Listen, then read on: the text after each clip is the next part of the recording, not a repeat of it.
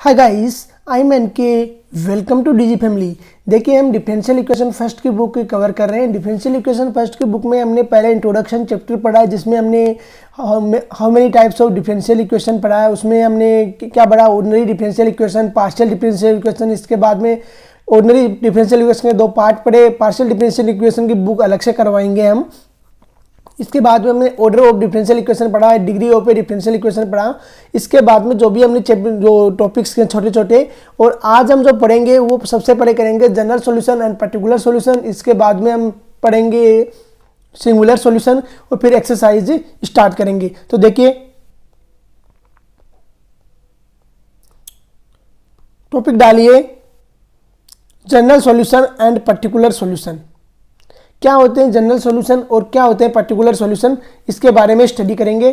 Topic डालिए general solution.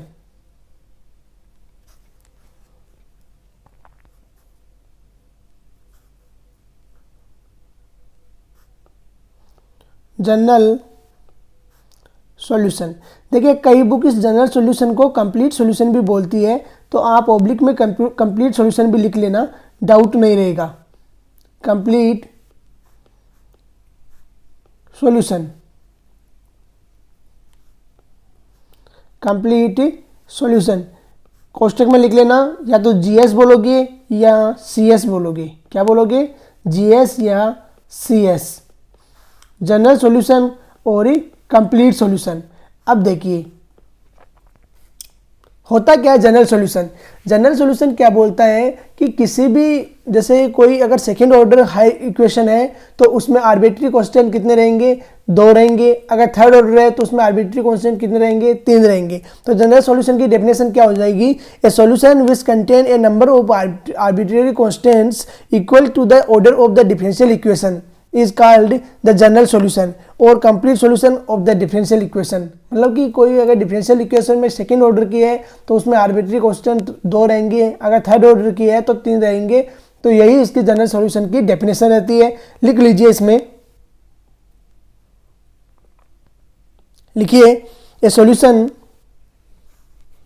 Solution which contain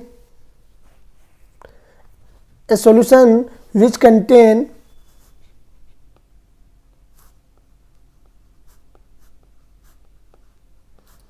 a solution which contain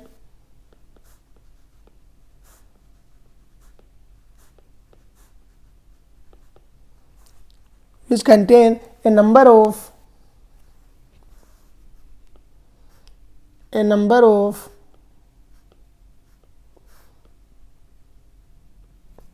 arbitrary constant, arbitrary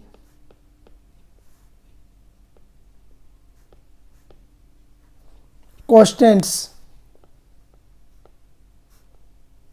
arbitrary constants equal to the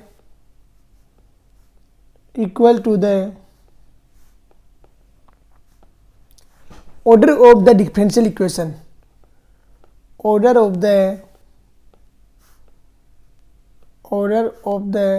differential equation.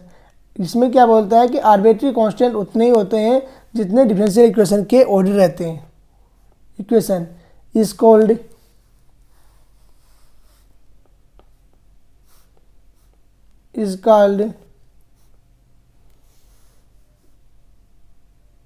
The general solution GS या complete solution CS of the differential equation. ये differential equation की definition रहती है। Sorry, differential equation की नहीं, general solution की definition रहती है कि जितने आर्बिट्री कांस्टेंट रहेंगे उतने ही उसमें क्या रहेंगे? ऑर्डर रहेगा। नेक्स्ट देखिए, इसी को हम कंप्लीट इंटीग्रल या प्रिमिटिव भी बोलते हैं, लेकिन इसको लिखने की कोई जरूरत नहीं है। टॉपिक डालिए पर्टिकुलर सॉल्यूशन। Particular solution. अभी देखिए, पर्टिकुलर सॉल्यूशन की डेफिनेशन क्या रहती है।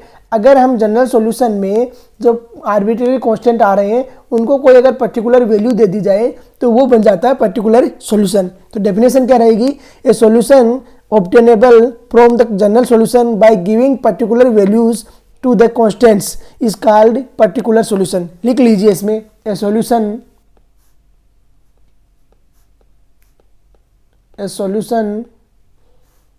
obtained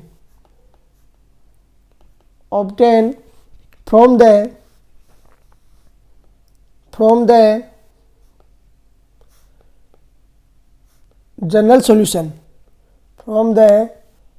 general solution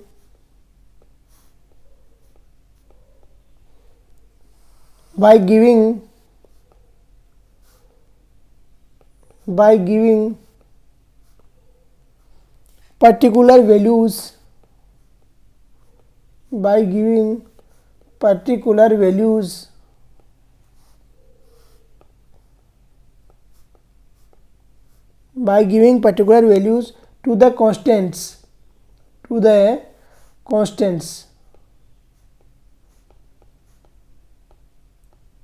is called the particular solution. जब मैं सेकेंड ऑर्डर इक्वेशंस कराऊंगा तो वहाँ पे इसका बहुत यूज़ होगा पर्टिकुलर सॉल्यूशन वगैरह का, तो आपको पता होना चाहिए क्या होता है पर्टिकुलर सॉल्यूशन।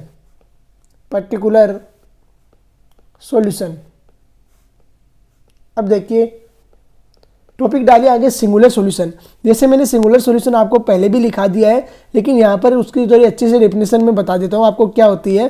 पर्टिकुलर सॉल्यूशन की डेफिनेशन हमने बता दी, अभी सिंगुलर सॉल्यूशन की डेफिनेशन डालिए और अच्छे से लिख लीजिए इसको होता क्या सिंगुलर सॉल्यूशन।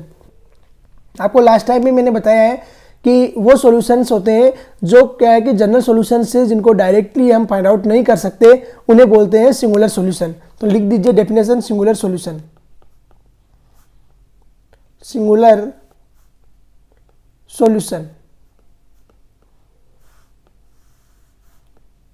डेफिनेशन में लिखिए ए solution which cannot be derived a solution which cannot be derived from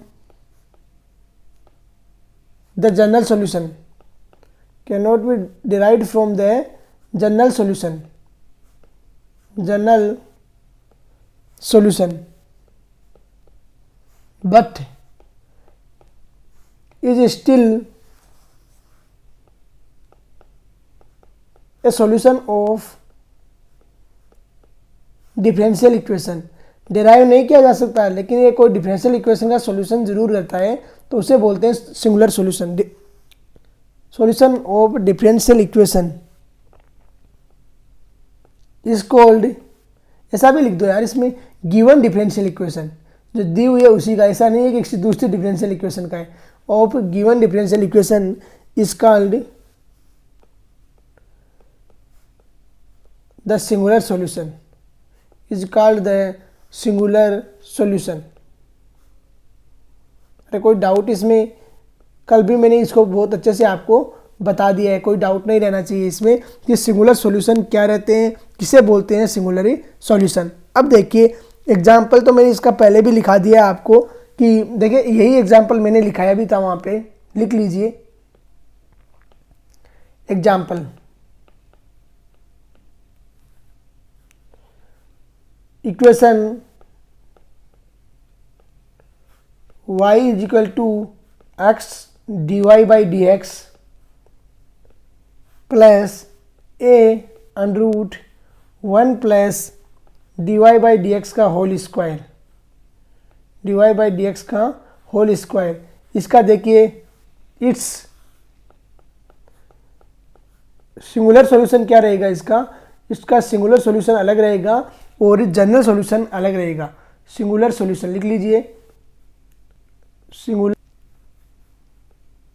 solution, इसका सिंगुलर सॉल्यूशन क्या रहेगा, इसका सिंगुलर सॉल्यूशन रहेगा x square plus y square is equal to a square, और इसका जनरल सॉल्यूशन क्या रहेगा, इट्स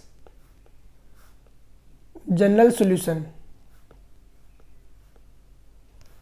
जो जनरल सॉल्यूशन रहेगा वो क्या रहेगा, y is equal to c x plus a and root 1 plus c square. अरे यही रहेगा, ये रहेगा जनरल सॉल्यूशन और ऊपर वाला क्या रहेगा, सिंगुलर सॉल्यूशन। तो इस तरीके से हमने सिंगुलर सॉल्यूशन की अच्छी तरीके से डेफिनेशन पढ़ ली है। ये एग्जाम्पल भी पता रखिए, क्योंकि एग्जाम में क्या है, एग्जाम्पल भी कई बार पूछ लेता है यूनिवर्सिटीज़ में, तो आपको पता होना चाहिए क्या रहता है। नेक्स्ट है वो हम आप क्वेश्चन सोल्व आउट करेंगे, क्वेश्चन प्रैक्टिस स्टार्ट करेंगे। तो फर्स्ट क्वेश्चन देखिए क्या बोलता है। फर्स्ट क्वेश्चन बोल रहा है form the differential equation of simple harmonic motion. SSM की हार्मोनिक मोशन की डिफरेंशियल इक्वेशन फाइंड आउट करने के लिए बोल रहा है। और आगे क्या बोल रहा है, given by x is equal to a cos n t plus alpha. देखिए यहाँ पर दो है वो आर्बिट्री कांस्टेंट है, एक ए है एक अल्फा है। जब दो आर्बिट्री कांस्टेंट रहते हैं तो इक्वेशन 100% जाना है किसमें, सेकेंड ऑर्डर में। तो देखिए कैसे सोल्व आउट करते हैं और आंसर फाइंड आउट करते हैं। क्वेश्चंस है वो प्रैक्टिस करते रहना, जो भी क्वेश्चंस है मेरे को भेज भी देना, आंसर मैं उसका अगले लेक्चर में ज़रूर बता दूंगा। Solution,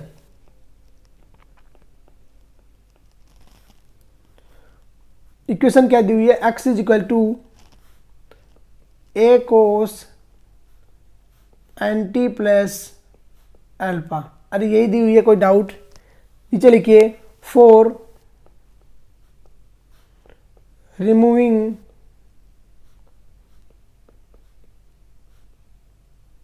A and alpha carry out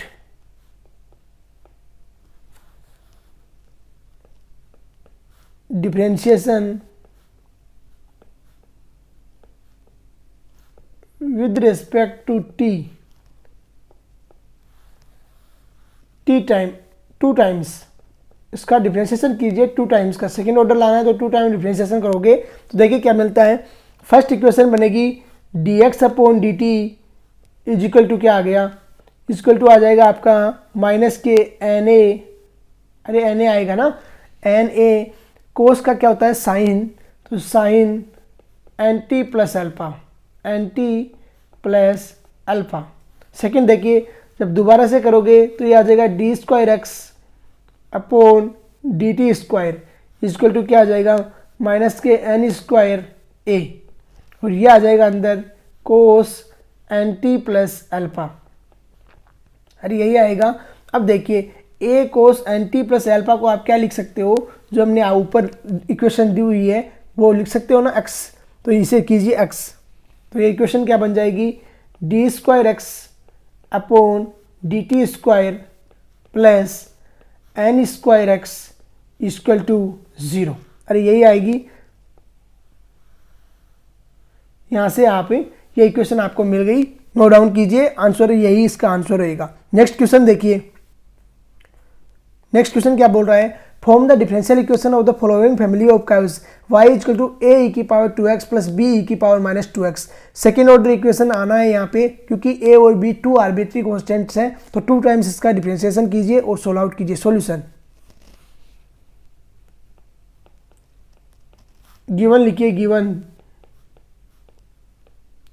y equal to a e की power 2x plus b e की पावर माइनस 2x। देखिए डिफरेंशियल इक्वेशन फॉर्म करना है, कैरी इक्वेशन 1 दे दीजिए इसे, carry out differentiation of equation 1, carry out differentiation of equation 1 with respect to किसके करना है, एक्स के। अरे एक्स के रेस्पेक्ट में करना है, तो देखिए क्या बनती है, dy by D x is equal to मिलेगा हमें 2a की पावर 2x माइनस 2b की पावर माइनस के 2x। अरे यही मिलेगा, इसको इक्वेशन दे दिया 2। अब देखिए कैरी आउट अगेन,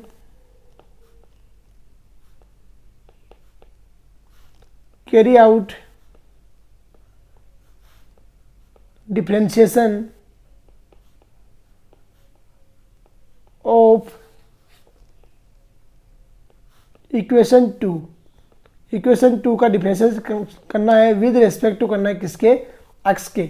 अब देखिए क्या मिलता है, d y upon d x का करोगे तो क्या मिलेगा हमें, d square y upon d x square. आगे क्या मिलेगा, ये बन जाएगा 4a की पावर 2x, अरे मिलेगा, ये क्या मिल जाएगा प्लस 4b की पावर माइनस के 2x, ये होगी इक्वेशन थर्ड। अब देखिए जो कॉमन आ रहा है उसे कॉमन लीजिए, d² upon dx square, common क्या आ रहा है यहाँ पे 4, अंदर क्या बन रहा है a की पावर 2x प्लस b की पावर माइनस के 2x, यही मिल रहा है। अब देखिए a की पावर 2x प्लस b की पावर माइनस 2x क्या लिख सकते हैं इसे y, तो यहाँ से इक्वेशन क्या बन के आ जाएगी, फ्रॉम, इसे दे दीजिए 4, from 1 and 4, from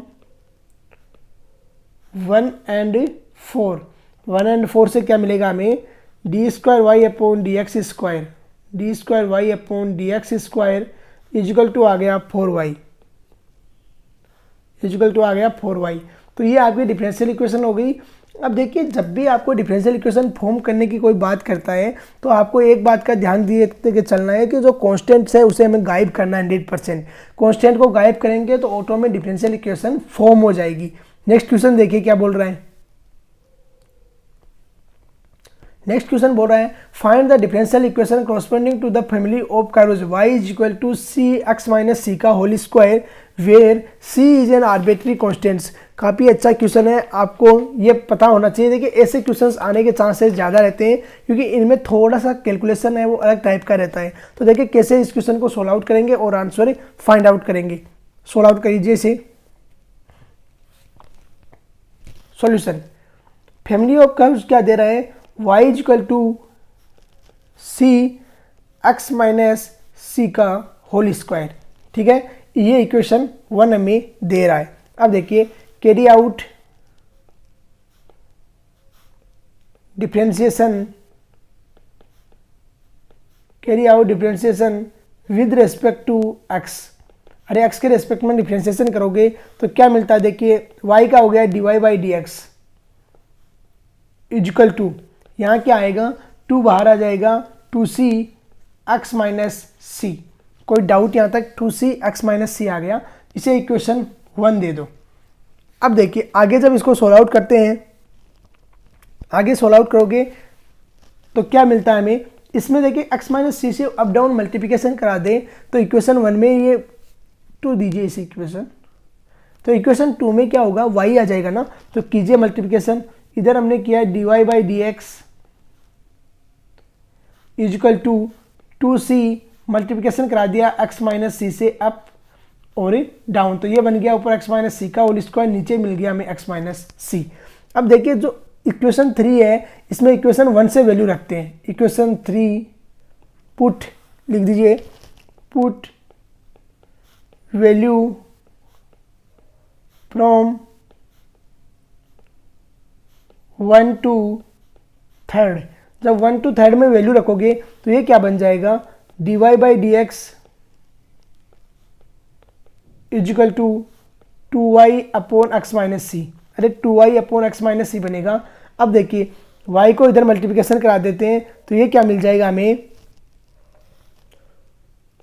x minus c 1 upon y dy by D x, dy by D x is equal to क्या मिला हमें 2, यही मिलेगा। अब यहाँ से हमें इस तरीके से लिख सकते हैं इसको x minus c is equal to 2y upon d y by D x, अरे लिख सकते हैं या नहीं लिख सकते dy बाई डी एक्स। अगर आगे सोल्व आउट करोगे तो यहाँ से ऐसा भी लिख सकते हो c is equal to x minus 2y upon d y by D x, लिख सकते हैं ऐसा। अब देखिए आगे जब इसको सोल्व आउट करते हैं यहाँ पे तो c की जो वैल्यू आई उसको हम अपर वाली इक्वेशन में रख देते हैं। c की वैल्यू है देखिए dy upon d x, dy upon d x की जो वैल्यू आई थी इसमें रख देते हैं इक्वेशन 2 में, इसे इक्वेशन दे दो 4, पुट वैल्यू फ्रॉम 4 to 4 से किस में रखना है, जो ऊपर इक्वेशन आई थी 2 में, तो 4 to 2 में रखिए। तो यहाँ से क्या मिलेगा हमें dy by D x is equal to as it is रहेगा, सी की वैल्यू रखेंगे 2c है ना, तो 2c की वैल्यू रखो। सी की वैल्यू क्या है हमारे पास में, x minus 2y upon dy by D x. अरे यही है सी की वैल्यू। फिर देखिए आगे क्या है हमारे पास में, आगे है x माइनस सी, तो x माइनस सी रखोगे तो x माइनस सी x से x कैंसिल आउट हो जाएगा और अंदर वैल्यू आ जाएगी 2y upon d y by D x. अरे यही आएगी, कोई डाउट किसी को, अंदर वैल्यू यही आएगी। अब देखिए जब आगे इसको सोल्व आउट करते हो वहाँ पे, तो यहाँ से क्या मिलेगा, d y upon d x LCM आएगा और इधर बन जाएगा d y upon d x का होल क्यूब बन जाएगा। यहाँ से देखिए 2x मल्टीप्लिकेशन होगा d y by D x से, तो ये बन गया 2x d y by D x minus 2y। फिर मल्टीप्लिकेशन होगा तो ये देखिए ये क्या बनेगा, 2y d y upon d x तो इधर ले लिया ना हमने, क्यूब कर दिया। यहाँ से देखिए यहाँ से क्या मिलता है हमें, d y upon d x whole cube is equal to, ये बन गया 4y मल्टीप्लिकेशन में x d y by D x minus 2y। देखिए होता क्या है, डिफरेंशियल इक्वेशन को आप अपर भी सोल्व, जैसे आर्बिट्री कांस्टेंट को गायब करने के बाद वहीं पे छोड़ देते हो तब भी सही है, और अगर आगे पूरी कैलकुलेशन करके छोड़ते हो तब भी सही है। कोई ऐसा डाउट नहीं है इसमें कि क्वेश्चन आपका गलत नहीं होगा। नेक्स्ट क्वेश्चन देखिए, नेक्स्ट क्वेश्चन क्या बोल रहा है, find the differential equation of all circles. All circles के लिए डिफरेंशियल इक्वेशन फाइंड आउट करने के लिए बोल रहा है, और क्या बोल रहा है कि डिफरेंशियल इक्वेशन फाइंड आउट कीजिए सर्किल के लिए। Find the differential equation of the all circle of radius a. Circle जिनका रेडियस ए रहता है उनकी स्टैंडर्ड इक्वेशन रहती है x minus h the whole square plus y minus k the whole square equal to a square, यही रहती है standard equation. तो यहाँ पर अगर हम h कोमा के को गायब कर दें, क्योंकि रेडियस तो ए हमें दे रहा है, h कोमा के को गायब कर देंगे तो वो डिफरेंशियल इक्वेशन जो फॉर्म होती है वही इसकी स्टैंडर्ड डिफरेंशियल इक्वेशन हो जाएगी। तो देखिए सॉल्यूशन,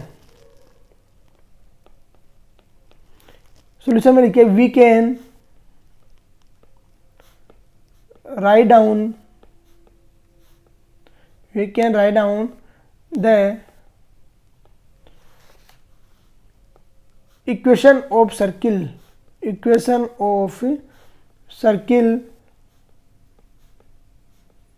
लिख दो with radius a। अगर रेडियस a है तो सर्किल की इक्वेशन क्या लिख सकते हैं हम, x minus h the whole square, h comma क्या रहेगा, उसके सेंटर के कोऑर्डिनेट रहते हैं y minus k the whole square is equal to a square. अरे ऐसे ही रहेगा। अब देखिए a where h comma k is centre coordinate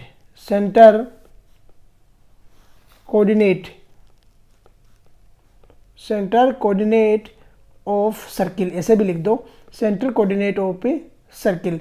circle के सेंटर के कोऑर्डिनेट है, ये काफ़ी अच्छा क्वेश्चन है। अगर आएगा तो कम से कम 10 नंबर का आपके इस में आएगा यूनिवर्सिटी में, कोऑर्डिनेट ऑफ सर्किल। अब देखिए and here arbitrary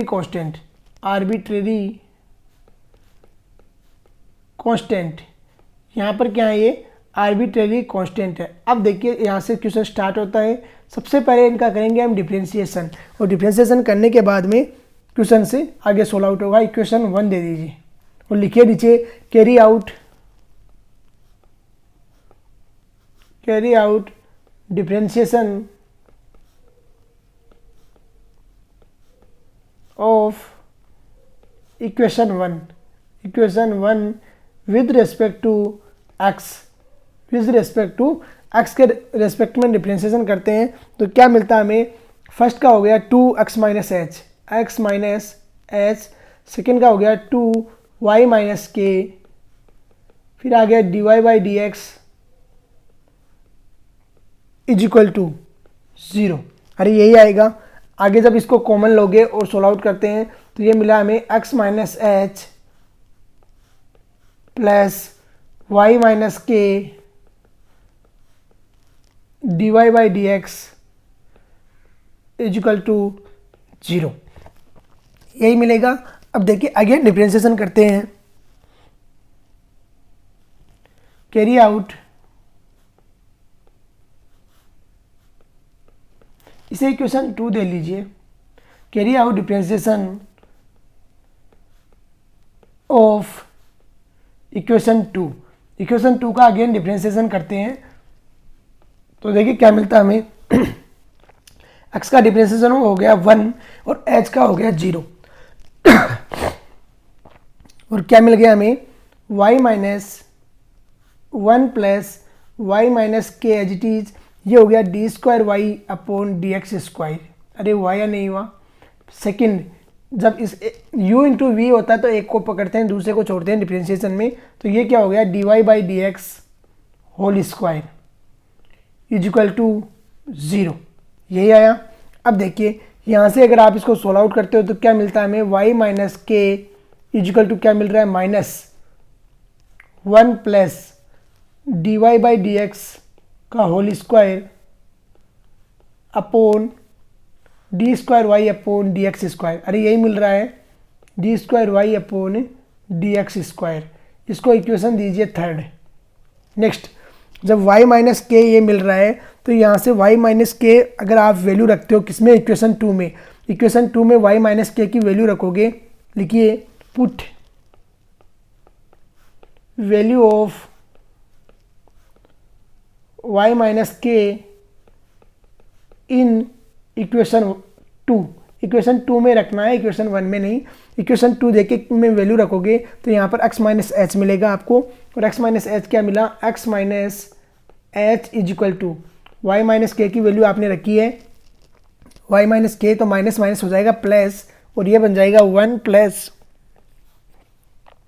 D y by D x whole square, multiplication में आ गया d y by D x, और नीचे क्या आ जाएगा, d square y upon d x square. अरे यही आएगा। अब देखिए x माइनस एच की वैल्यू आपके पास आ गई है, y माइनस के की वैल्यू भी आपके पास आ गई है 3 और 4 से। ये वैल्यू जब हम इक्वेशन 1 में रख देंगे तो हमारा आंसर फाइंड आउट हो जाएगा। तो इनको इक्वेशन 1 में रखिए, वैल्यूज़ को लिख दीजिए नीचे, put the value from 3 and 4 in equation 1। Equation 1 में रखनी है ये दोनों वैल्यू, तो आंसर फाइंड आउट हो जाएगा। तो वैल्यू रखते हैं, तो x माइनस एच की वैल्यू क्या है हमारे पास में, x माइनस एच की वैल्यू है 1 plus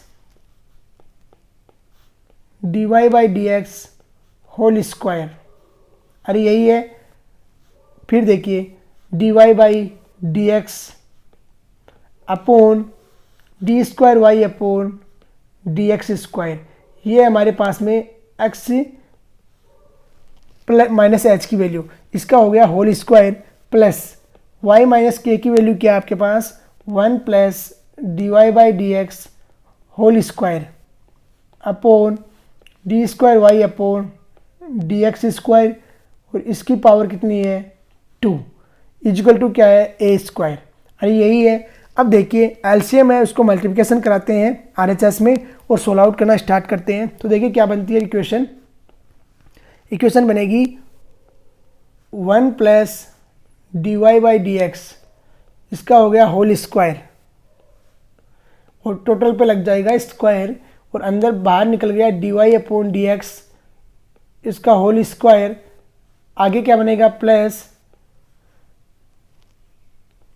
1 plus d y by D x, इसका होल स्क्वायर, और टोटल का भी स्क्वायर। और आगे जो इक्वेशन आई वो क्या होगी, a square d square y upon d x square. काफ़ी कॉम्प्लिकेटेड अब कैलकुलेशन चलेगी, थोड़ा सा ध्यान देना। अब 1 plus d y upon d x का होल स्क्वायर है, तो इसको मैं खोल दूंगा ए प्लस बी के होल स्क्वायर से। तो क्या बन जाएगा यहाँ से, देखिए ए प्लस बी के होल स्क्वायर से ये बन गया 1 plus d y by D x का स्क्वायर होगा, तो ये बन जाएगा 4, बना या नहीं बना, प्लस 2 ए बी होता है ना, तो ये बन गया 2 d y upon d x, इसका बन गया होल स्क्वायर, और फिर मल्टीप्लिकेशन में जो आ रहा है लिख दीजिए as it is d y upon d x, इसकी पावर कितनी आ गई 2। नेक्स्ट टर्म्स इसी में plus 1 as it is a plus b के होल स्क्वायर से इसे भी खोल दीजिए, d y by D x इसका होल स्क्वायर होगा और पावर है तो ये हो जाएगा 4 plus 2 d y by D x इसका हो जाएगा होल स्क्वायर। अरे होगा या नहीं होगा, इजिकल टू क्या हमारे पास में a square d square y upon d x square, यही है। मल्टीप्लिकेशन कराइए इनका अंदर तो ये बनता है, देखिए 1 से मल्टीप्लिकेशन होगा तो ये बन जाएगा d y by D x का whole square, d y by D x इसका होल स्क्वायर। फिर आगे मल्टीप्लिकेशन होगा तो ये बन जाएगा d y by D x इसकी होल पावर 6, 4 और 2 ऐड होके बन जाएगी 6 प्लस ये बन गया 2 d y by D x इसकी पावर हो गई 4, कितनी हो गई 4 प्लस प्लस में आ गया 1, अरे प्लस 1 आएगा ना, 1 एज इट इज आ जाएगा। फिर आ जाएगा d y upon d x इसकी पावर आ गई 4 plus 2 d y upon d x इसकी पावर आ गई 2 इज इक्वल टू आपका आ गया a square d square y upon d x square. कोई दिक्कत यहाँ तक? अब देखिए इनको जब ऐड करते हैं तो स्क्वायर वाले कितने हैं 3, तो 3 हो गया d y by D x whole square plus 3 रह गया d y by D x इसकी पावर कितनी हो गई 4 plus 1 plus d y by D x इसकी पावर कितनी हो गई 6, कितनी हो गई 6। अब देखिए यहाँ से हमारा कैलकुलेशन है वो स्टार्ट होता है। आपको देखिए अगर आप ए स्क्वायर अगर आप करते हो ए प्लस बी का होल क्यूब, अगर आपको बोला जाए ए प्लस बी का होल क्यूब तो कैसे करते हो, a cube plus b cube plus 3ab a plus b, अरे यही रहता है ना formula, a cube plus b cube plus 3ab a plus b. अभी यहाँ पर अगर आपको बोल दे कि आप कीजिए formula 1 plus d y by D x इसका होल क्यूब है, होल स्क्वायर है और इसका कीजिए क्यूब, तो देखिए क्या आता है, इसका आंसर आता है 1 एज इट इज रहेगा plus d y upon d x square का करेंगे क्यूब तो ये बन जाएगा d y upon d x का whole power 6 plus 3ab, 3a करोगे क्या 1ab, b क्या करोगे d y upon d x का होल स्क्वायर और फिर करोगे a प्लस बी तो ये क्या बन जाएगा 1 plus d y upon d x का होल स्क्वायर, यही बनेगा। इसको जब आप ओपन कर रहे हो तो आपको कौन सी टर्म मिलेगी, सेम टर्म मिल जाएगी 1 plus d y upon d x इसकी power 6 plus 3 d y by D x का whole square plus 3 d y upon d x का होल पावर 4। देखिए ये इक्वेशन और ये इक्वेशन दोनों एक ही है ना, ये इक्वेशन और ये वाली इक्वेशन दोनों एक है, तो आपका आंसर क्या रह जाएगा यहाँ पे 1 plus d y by D x इसकी पावर कितनी हो गई 3 स्क्वायर और इसकी पावर कितनी हो गई 3, ये आपका इसका आंसर हो जाएगा। मैच कीजिए आंसर नोट कीजिए। तो डिफरेंशियल इक्वेशन फॉर्म करने के लिए आपको बोला जाए तो दैट्स ए